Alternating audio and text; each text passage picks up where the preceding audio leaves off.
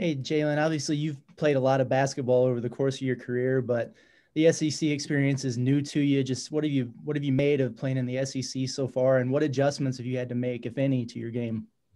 It's not too different, man. Honestly, like you said, I played a lot of basketball. Conference play is always a monster, man. Every single night is going to be a war, and you're going to get everybody's best shot, no matter how high up or down you are on the totem. And with our record, teams are always going to take their best shot at us. So just continuing to grow along and just the quick turnarounds is really what I've made so far. Just the Wednesday, Saturdays, opposed to coming from a mid-major Thursday, Saturdays, Friday, Sundays. It's really like honestly what you make out kind of what the NBA schedule is a little bit, because you got to get right back on off the road, and you don't really have the days off that you might have at a smaller school. And you got to get right back to the work, get to the next scouting report, man, and straight into prep for the next game every single time. Definitely a different turnaround. Bob? Hey, Jalen, how you doing? Good, Hey, I know 2 games. I don't know if that constitutes much of a streak, but you guys won 9 in a row. Now you lost back-to-back conference games. And Eric, Musselman had said after Auburn that they looked at that kind of a must-win because of the schedule you guys had coming up, all the tough games. What's the team's mindset? Does this Georgia game almost have a must-win feel? Because, the next 2 are at Alabama and LSU. The mindset we have as a team is that every game is a must-win. We don't go into any game thinking that we can drop one or we can take anybody light. Every single game is a must-win.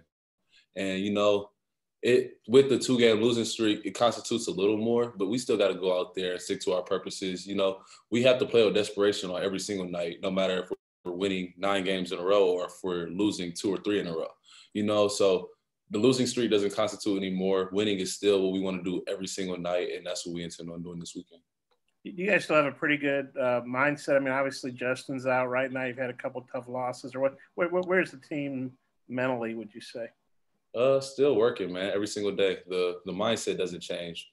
We're at the point where, I think we're taking steps in the right direction. We're growing. We're trying to get better every single day still. So, with that being said, we're looking at what we can do more collectively. And I think we're starting to buy into that bond that you see kind of older teams do, naturally coming into the season, or that with a team that doesn't have as many new faces can be able to talk through things beforehand. Now we're going through those and we're seeing what we can do to improve as a team, and each and every single one of us individually, just, expanding on roles, things like that.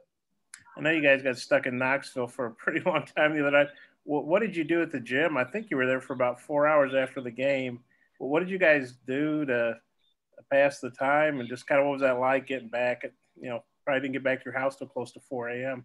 Well, I mean, from being in Knoxville, man, that's as close as I'm pretty much going to get being back to Ohio, man, other than Lexington and Nashville when we play Vanderbilt. So, I was able to have some people come down and see me play, and I was able to spend a little bit more time with them. So, blessing in disguise a bit. I was able to go back and watch over the game a couple times, reflect a little bit on what we could have did better, as well as, just, give you an extra little bit of time to think, man, and just hope that we can get back safely. In that moment, right after the game, you don't want to harp on it too much, you just want to kind of get back on your travel schedule and just get back home as soon as you can, get back rested up.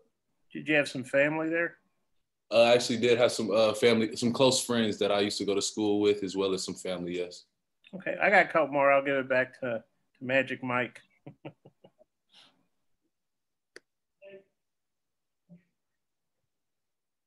You were muted. He didn't hear you. Nate? Nothing. No, I got nothing until Coach Musselman. Scotty? Hey, Jalen, I know a lot of people view JD as a scorer, and rightfully so, but how big of a plus can he be defensively when he's engaged? He seems like he kind of has a knack for, deflections, steals, and, even blocking a few shots, even at 6'1". He's a great two-way player, man, all around. And just, when he taps into that and really holds himself accountable as a defensive stopper, that he can be and puts the effort on both ends, which he normally does too, not saying he doesn't or anything. But when he really locks in on it, man, he can be just as good a defender as anybody I know. Hutch. Yeah, Jalen, what did you see out of Vance Jackson on Wednesday? And is that maybe something you could see him building off of moving forward? I mean, that's the Vance I've come to know with the way he works, and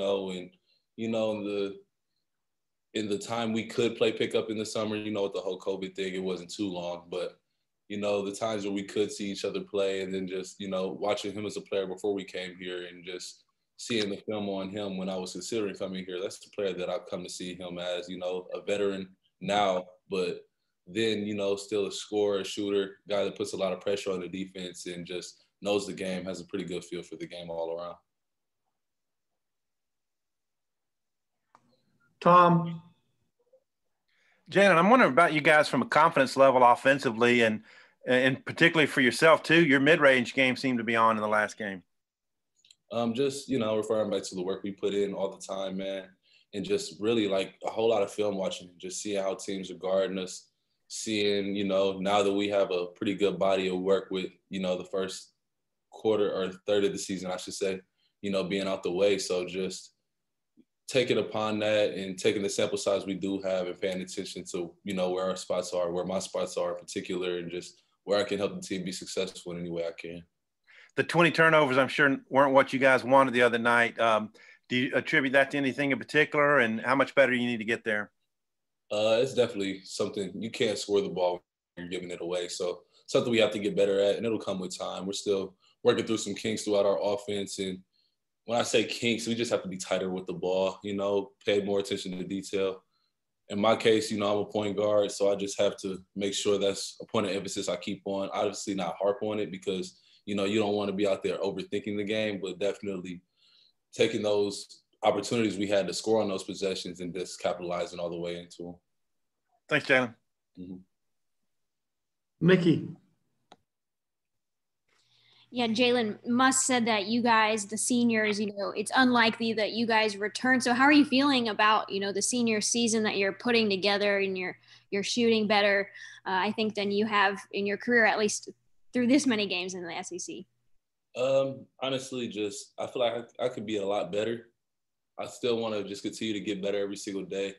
Like you said, being a senior, I've been through a few seasons, and, you want to be playing your best basketball right around March, right towards the end of February, and just be moving like this in the upward direction steadily, just so I'll be able to be playing my best basketball during championship season and around the NCAA tournament. So that's just something I want to continue to improve on.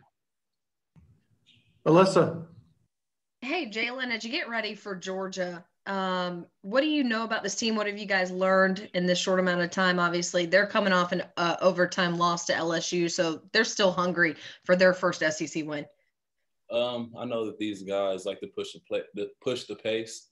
They like to score in a hurry, man, and score a bunch of baskets. So defensively, that's going to be a point of emphasis for us, is getting back in transition, stopping the ball early. I know they got some quick guards as well as some very athletic wings and bigs that can run the floor really well. So we're going to have to get back and build our defense, get a wall built, as well as, just try to make them and keep them in the half court as much as we can. Try to put as many bodies in front of them and make them score on our set defense as much as we can. Bob. I don't know if you'd guard Keir, the guy got 25 the other night. I don't even know if I'm saying his name right, or Wheeler, but they both have pretty good stats. What's your take on those two guys specifically? From what I know so far, man, I know Wheeler's an excellent guard, man. He can handle the ball going both ways. I know he's lightning fast, man. And both of those guys could honestly give guys wind burns. As far as just you have to be able to keep them under control when you're guarding them one-on-one, and you have to be able to get back on the ball when it comes to ball screens. I know Kier's an excellent shooter. Both of them can put the ball in the basket at an excellent rate. So just, trying to make those guys get tough ones, make their attempts tough and their looks tough early on, and just try to carry that on throughout the rest of the game. Don't give them too many second chance opportunities. Yeah, I'm not the hippest guy. I'm sorry. Go ahead and finish. I'm sorry. No, that's all good. Go ahead. Okay. So I'm not the hippest guy. Wind burns. When you say that, you mean they can blow by you? Or that's not a term I'm familiar with. Actually, that's a term coaches been using a little bit too. So just, something that, has been fresh on my mind from the scouting report and just things that we've been putting together to try to slow those guys down a little bit. And I'm sure you guys can't wait to get Justin Smith back, but it looks like he'll be out a little while longer at least. How do you think this will be your third game without him? How do you think you guys are adjusting to not having, Justin, I guess? Well, early on, we're still working through it. You saw a couple of lineup changes that we've had to do. When it came to Missouri, we gave, one of our best 50-50 ball guys, getters that I've ever seen in Devo Davis, a good shot at, starting and just try to put his stamp on the game. Last game, we brought Jalen Williams into the lineup as a, longer big that can definitely rebound. And so, from not having him, we've learned how to rebound better. We've adapted to playing against bigger teams and making sure we all hold ourselves accountable to boxing out and having a community effort on the glass. So I think that's, some of the things that we have been able to improve on, as well as Justin was one of the guys on our team as a veteran, you expected, but he had a good eye for, and, great basketball IQ for moving the ball. He's done a great job while he's been out, helping with the younger guys and helping us with our offense, just getting the ball moved side to side with our shot selection as well, and just being a great voice on the bench and the sideline and practice when he can.